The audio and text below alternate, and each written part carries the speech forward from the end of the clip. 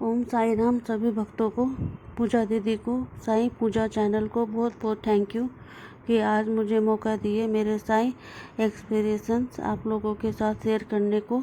Actually Sai Baba से 2011 से जुड़ी हुई हूँ।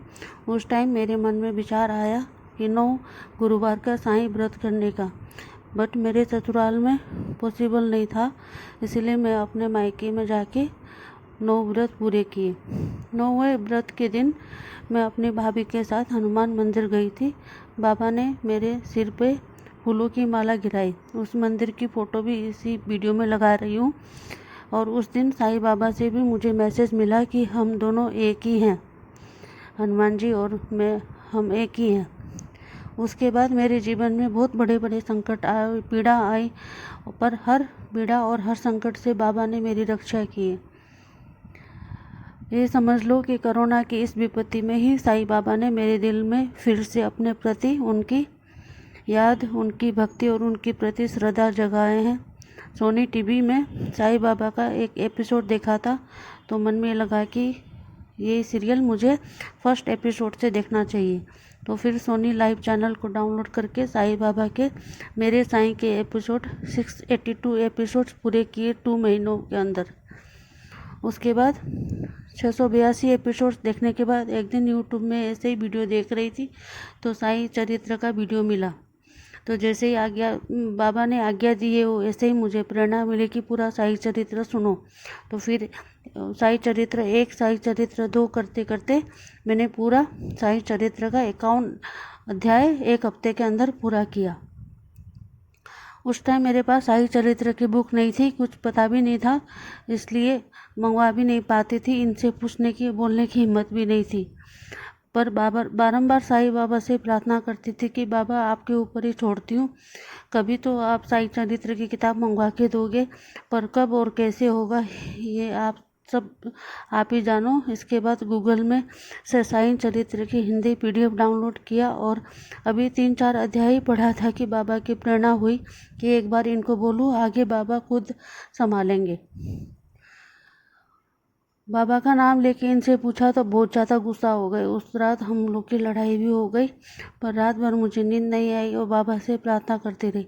बाबा की फ़ोटो के आगे बहुत रोई और बाबा से प्रार्थना करी कि बाबा आप तो सबकी मदद करते हो, मेरी मदद नहीं करोगे। और ऐसा लगा बाबा मुझे जवाब दे रहे हो कि सब्र रखो।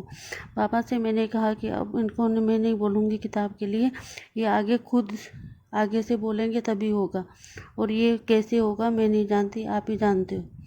और इस तरह ये 10 मिनट के अंदर ये खुद उठे और उठने के बाद मुझे बोले कि तुमको किताब चाहिए ना, वो मैंने बोला हाँ, तो ऑर्डर कर दो, मंगवा लो। तो मैंने इस तरह से साईं चरित्र की किताब ऑर्डर कर दी और मेरे पास आ गई। और मेरी छोटी भाभी 10 साल पहले शिरडी से डायरेक्ट मेरे पास आई थी। मेरी भाभी मेरे लिए साईं बाबा की पादुका और उदी लेके आई थी। उस टाइम इतनी मेरे को समझ नहीं थी, तो मैंने संभाल के रख दिया था, पर भूल गई कि कहाँ रखी है। और अभी मुझे लॉकडाउन के टाइम में मुझे चाहिए थी, तो मुझे बहुत खोजा पर नहीं मिली। तो बाबा ने ही उस कब्र को मेरे आंखों के सामने दिखाए जिसमें उदी रखी थी। इस तरह साईं बाबा की उदी मिल गई और मेरे घुटनों में पिछले 18 सालों से बहुत दर्द रहता है, पर बहुत इलाज किया, ठीक नहीं हो रहा था। और बाबा की प्रेरणा से ही वो दोनों घुटनों में मैंने उदी लगाई और लगा के दोपहर में सोने से पहले बाबा से प्रार्थना करते करते रोने लगी।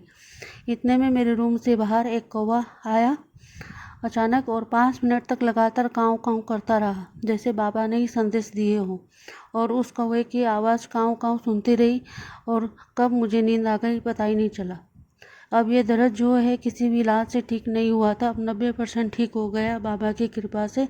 अब रोज जो बाबा की साईं चरित्र का अध्याय पारायण करती हूँ और मेरे साईं का न्यू एपिसोड भी रोज़ देखती हूँ। आप लोगों को एक ही बात बोलनी है कि दिल से पुकारो तो साईं जरूर आते हैं। ओम साई राम। ओम साई राम। सभी भक्तों को, पूजा दीदी को, साईं पूजा चैनल को